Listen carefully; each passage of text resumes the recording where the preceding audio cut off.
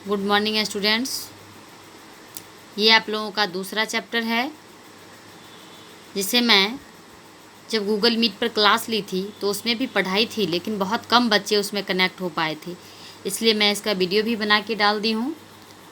तो डाल रही हूँ और इसे आप लोग अच्छे से देख लेंगे, समझ लेंगे और जो भी प्रॉब्लम होगा तो आप उसे मुझसे पूछेंगे।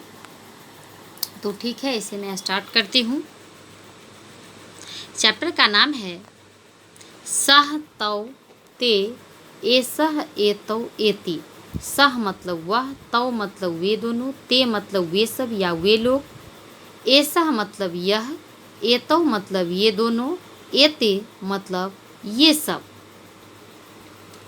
अब यहाँ पर देखिए, सह छात्रः अस्ति, वह छात्र है, सह तत्र पठति, वह वहाँ पढ़ता है, एसह बालकः अस्ति, यह लड़का है, एसह अत्र लिखति, यह यहाँ लिखता है।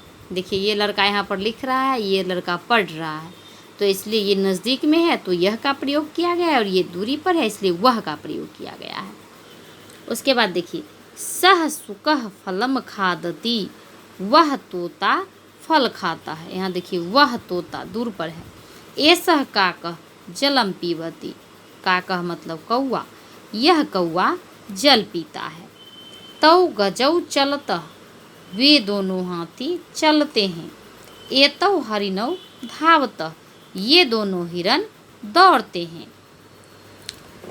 तौ वानरौ कूदतः, वे दोनों बंदर कूदते हैं। एतौ सिंहौ गर्जतः, ये दोनों सिंह गरजते हैं। अब एक चीज़ मैं आपको इसमें क्लियर करना चाहती हूँ और समझाना चाहती हूँ।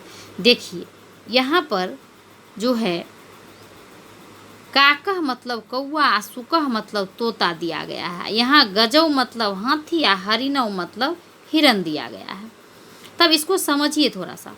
अगर एक वचन हो, अगर एक का बोध हो तो सुकह होगा या काकह होगा, कौआ है तो। यहाँ पर दो है तो गजौ है, हाथी भी दो है तो हरिणौ है, बंदर भी दो है तो वानरौ है, सिंह भी दो है तो सिंहौ है। ये मैं आप लोगों को इतना क्लियर करके इसलिए बता रही हूँ क्योंकि आप लोग पहली बार संस्कृत पढ़ रहे हैं तो इसको समझना ज़रूरी है। तो ये द्विवचन में गजौ हो जाता है। जैसे ये सुकह है, ये एक वचन में है। अगर दो तोता रहता यहाँ पर तो सुकौ होता, अगर दो कौआ रहता तो काकौ होता। गजौ है, दो हाथी है, अगर एक हाथी रहता तो गजह, एक हिरन हरिणः। अगर यहाँ पर वानरौ है, इसका मतलब दो वानर है। सिंहौ, दो सिंह है। अगर एक वानर रहता तो वानरः, अगर एक सिंह रहता तो सिंह। उम्मीद करती हूँ कि आप लोग अच्छे से इस बात को समझ गए होंगे। अब सेकंड, इसका दूसरा पेज पलटते हैं। देखिए, अब यह इधर बहुवचन हो गया है। ते पथिकाः सन्ति, ये वे सब राही हैं। ते तत्र चलन्ति, वे सब वहाँ चलते हैं। एते क्रीडकाः सन्ति, ये सब खिलाड़ी हैं। एते अत्र खेलन्ति, ये सब यहाँ खेलते हैं। अब देखिए, उधर आप लोग पीछे वाले पेज में पढ़े थे एक के लिए सुकह काकह, दो के लिए इसी में बताए थे सुकौ काकौ।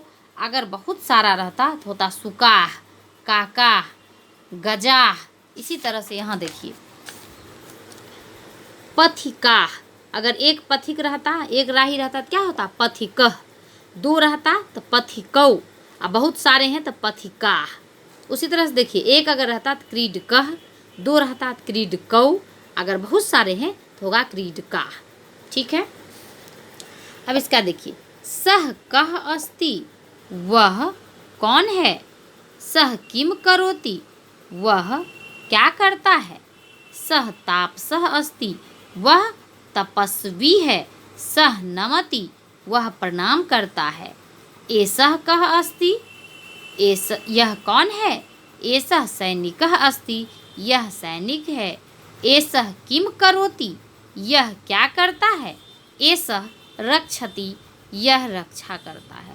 अब देखिए, यहाँ पर जो कह दिया गया है, ये जब एक वचन के लिए कह मतलब कौन होता है, अगर एक वचन के लिए हम प्रयोग करेंगे तो क होगा, और द्विवचन अगर दो रहेगा तब पूछेंगे, वैसे आगे इधर मिलेगा, तो अगर दो रहेगा तो वहाँ पर पूछेंगे तो कौ होगा, अगर बहुत सारा रहेगा तो वहाँ पर के होगा। देखिए अब यहाँ पर देखिए, किम तौ नरौ भ्रमतः, क्या वे दोनों आदमी घूमते हैं। आम तौ नरो भ्रमतः, हाँ वे दोनों आदमी घूमते हैं। किम एतौ बालौ वदतः, क्या ये दोनों बच्चे बोलते हैं। बालह मतलब बच्चे, क्या ये दोनों बच्चे बोलते हैं। न एतौ बालौ तू हंसता, नहीं ये दोनों बच्चे तो हंसते हैं। यहाँ पर जो किम लगा हुआ है, जैसे ऊपर में प्रश्नवाचक चिन्ह है, यहाँ पर भी प्रश्नवाचक चिन्ह होता, गलती से पूर्ण विराम दिया गया है, यहाँ पर प्रश्नवाचक होगा। तो देख लीजिए, इसका होगा न मतलब नहीं, ये दोनों बच्चे तो हंसते हैं, तू मतलब तो। अब आगे चलिए, किम ते वानराः सन्ति, क्या वे सब बानर हैं, बंदर हैं। न ते वानराः न सन्ति, वे सब बंदर नहीं हैं। ते तू खगाः सन्ति, वे सब तो चिड़िया हैं।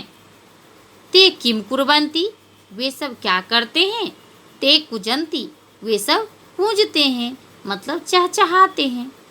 एते बालकाः सन्ति, ये सब लड़के हैं।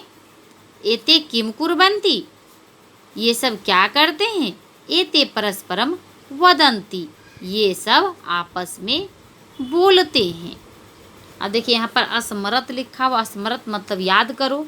कह कौ के, मैं आपको बताई थी अभी, कह अगर एक के लिए कौन का प्रयोग करना होगा तो कह लिखेंगे, अगर दो आदमी रहेगा तब पूछना होगा वे दोनों कौन हैं तो लिखेंगे कौ, अगर पूछेंगे वे सब कौन हैं, बहुत सारे के लिए प्रयोग करेंगे तो लिखेंगे की।